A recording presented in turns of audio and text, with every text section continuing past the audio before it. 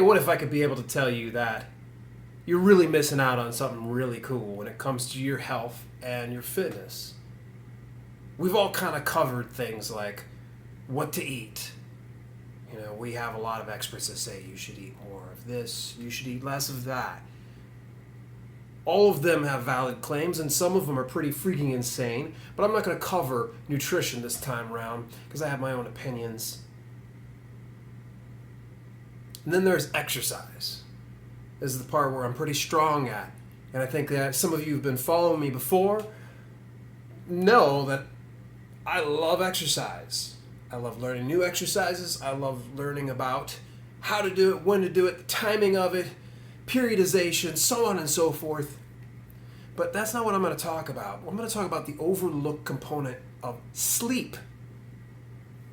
Oh my gosh. Rather than pointing out scientific data, I'm just going to make it very simple. What I've always learned is if your sleep is not in check, your health and fitness goals are going to be all out of whack. I've had successful clients, and sadly, yes, I've had unsuccessful clients. Whose fault it is remains to be seen. I'm sure that they'll probably argue that it's mine, so be it. But when it ultimately came down to the successful clients, of course, had their nutrition in check. They had their exercise in check. But the unsuccessful clients, they also had that as well. But what I noticed was the common denominator of sleep. Who was sleeping on a consistent basis for a good amount of time, and who wasn't sleeping on a consistent basis for a decent amount of time? Well, I'm sure if you're following along with me by now, you're probably saying, well, of course, the successful clients were sleeping consistently at the same time every night, getting up same time every morning. Most likely, they were sleeping between 7 to 9 hours. And of course, the unsuccessful clients probably were sleeping anytime they felt necessary, having 3 to 4 hours. Sometimes more, sometimes less. It just varied every night. And you'd be correct. Everybody's going to be a little different as to what kind of sleep they're going to need. I hear the generalization, and you'll read more about this in something I'm going to attach to this video. But the generalization is 7 to 9 hours per night of sleep. Good quality sleep. We're not talking lying in bed and reading a book or watching television. I'm talking about lights are off, eyes are closed, sound asleep. Consistently every night. We'll say 10 p.m. and then you're getting up at, say, 7 a.m. It's easier said than done.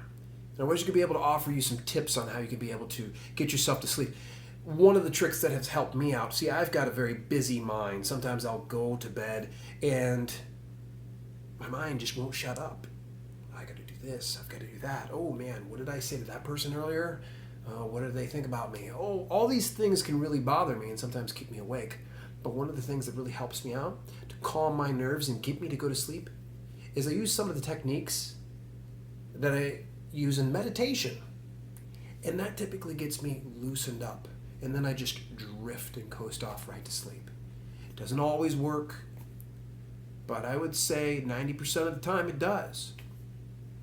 That's just my small recommendation to you. Now, for those of you that are familiar with me, you'll probably know that I've got a publication out. It's called The 3 Keys to Greater Health and Happiness. And I'm very happy to actually offer to you Chapter 5 of Rest and Recovery. If you just go ahead and click on the link down below, and essentially you'll click on that and you're going to opt into an email subscription service. In the event that you don't want to be a part of my subscription service, you can always unsubscribe. But for subscribing to my service, you actually will get Chapter 5 from 3 Keys to Greater Health and Happiness. This is normally part of the entire equation of the book, but for now, I'm just going to offer you that excerpt. I hope that it brings value to your life as it has to many other people's lives before. It's going to give you a little bit of the scientific data involved in sleep and recovery and rest.